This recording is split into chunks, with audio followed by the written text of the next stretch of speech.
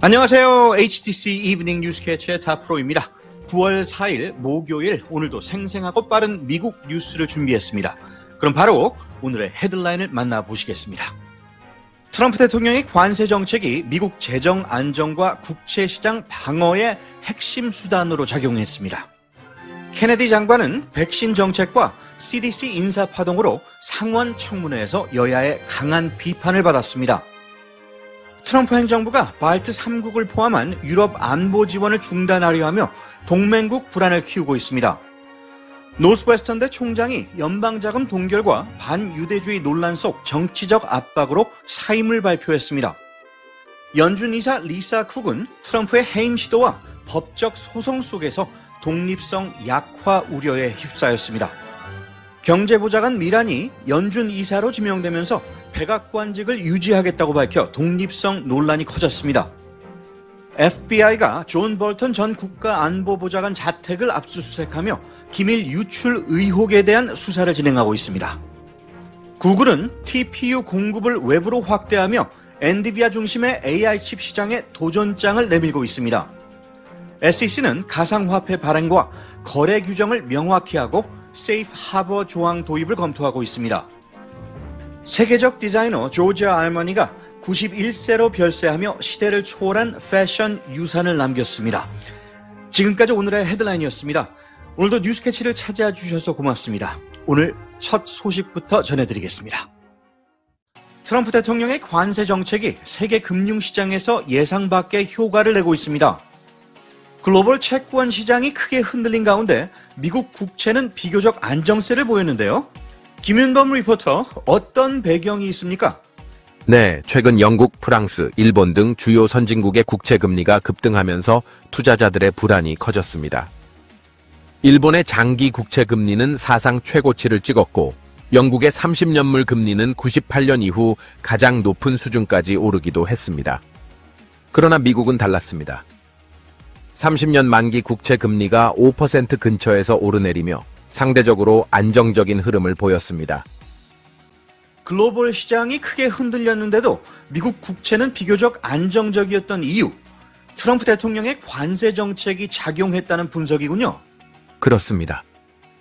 의회 예산국은 관세 수입이 향후 10년간 약 3조 3천억 달러에 이를 것이라고 전망했습니다.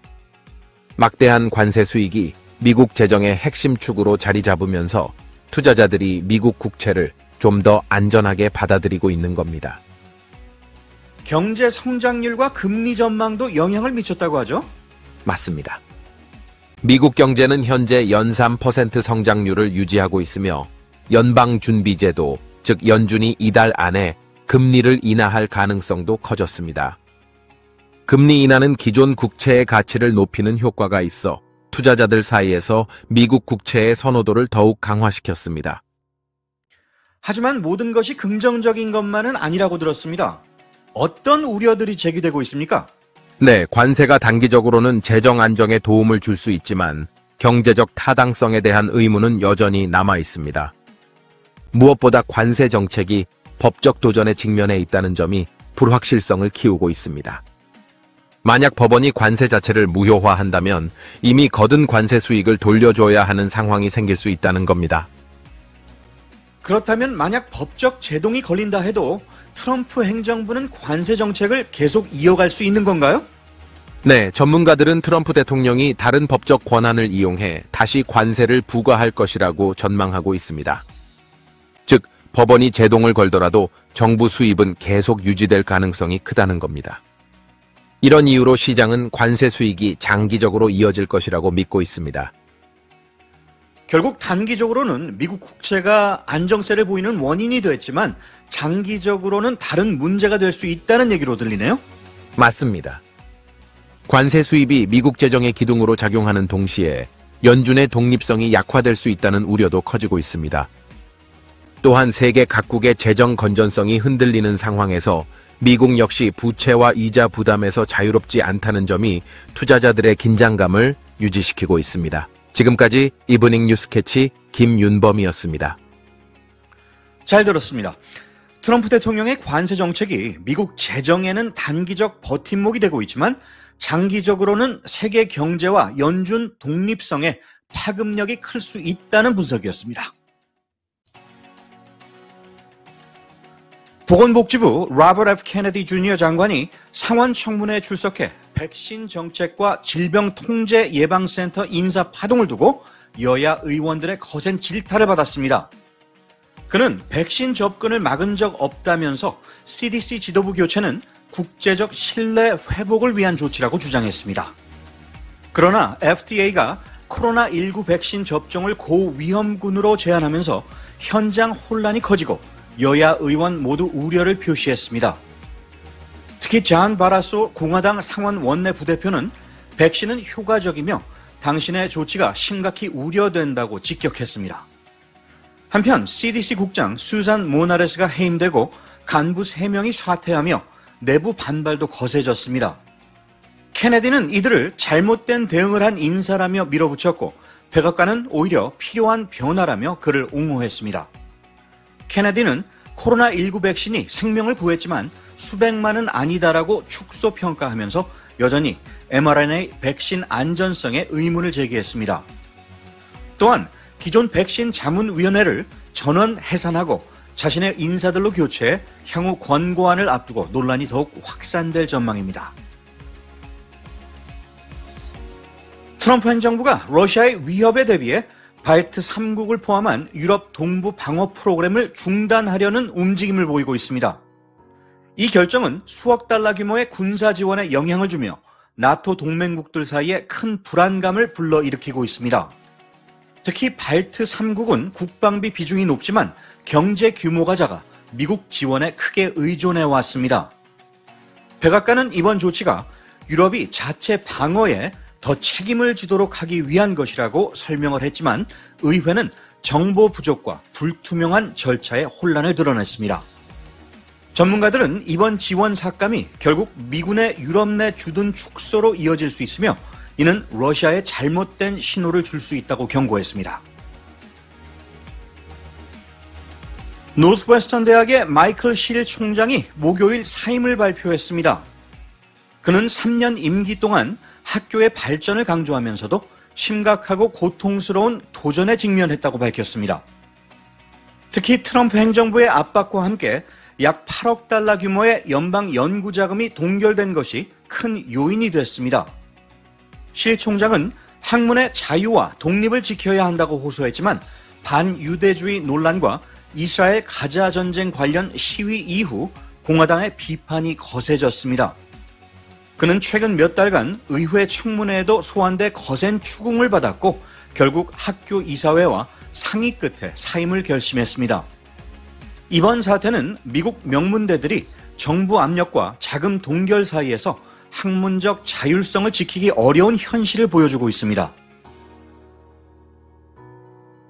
연준 이사 리사 쿡이 트럼프 대통령의 해임 시도를 막기 위해 소송을 제기했지만 법원이 임시로 자리를 지켜주더라도 정치적, 법적 부담은 계속될 전망입니다.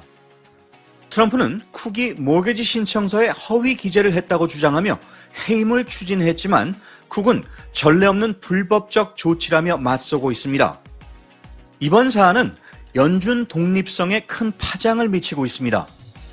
쿡이 금리 결정이나 은행 규제에 참여할 경우 정치적 압력에 흔들린다는 비판이 제기될 수 있습니다. 민주당 일부는 쿡의 해임을 정치적 공세로 규정했지만 공화당 내에서도 압박은 거세지고 있습니다.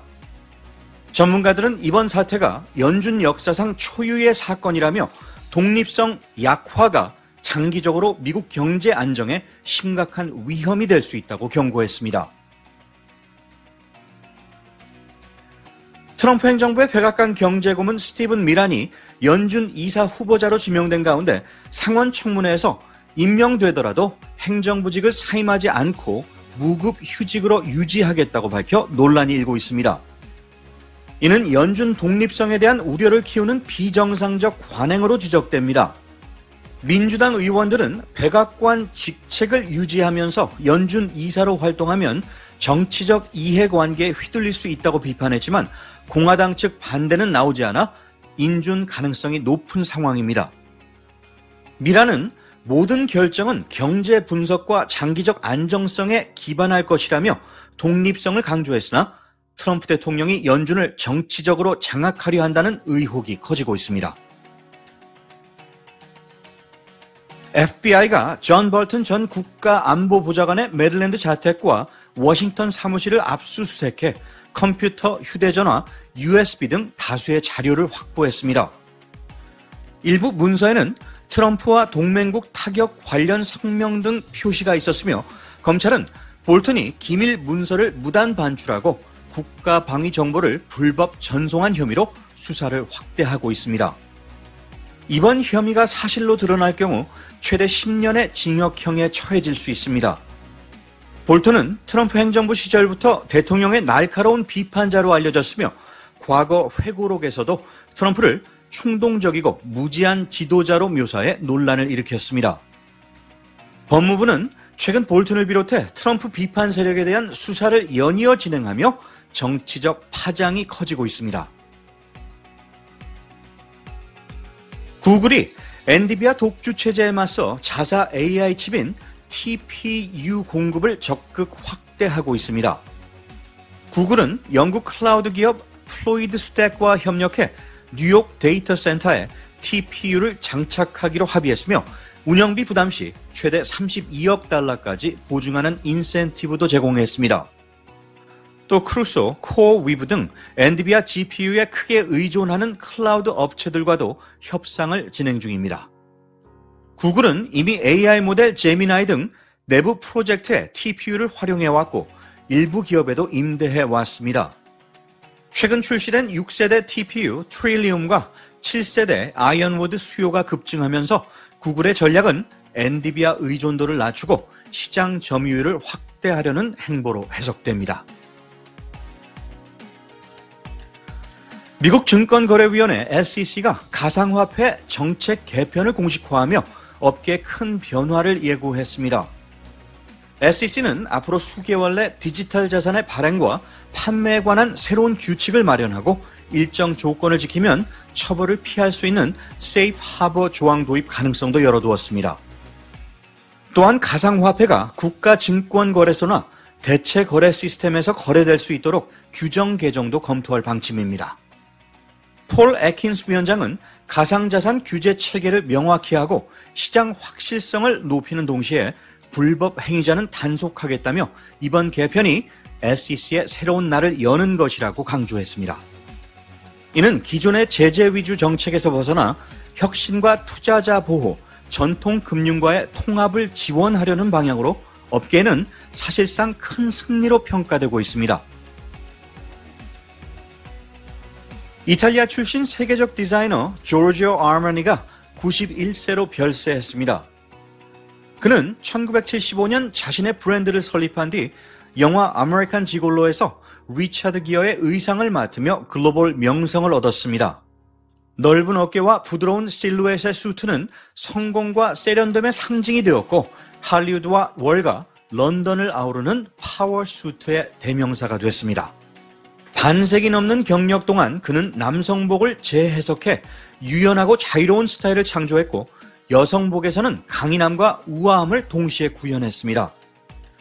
레드카펫 패션을 활용해 브랜드를 세계적 반열에 올린 그는 궁극적으로 패션을 넘어 호텔, 주얼리, 향수까지 확장하며 라이프스타일 제국을 세웠습니다.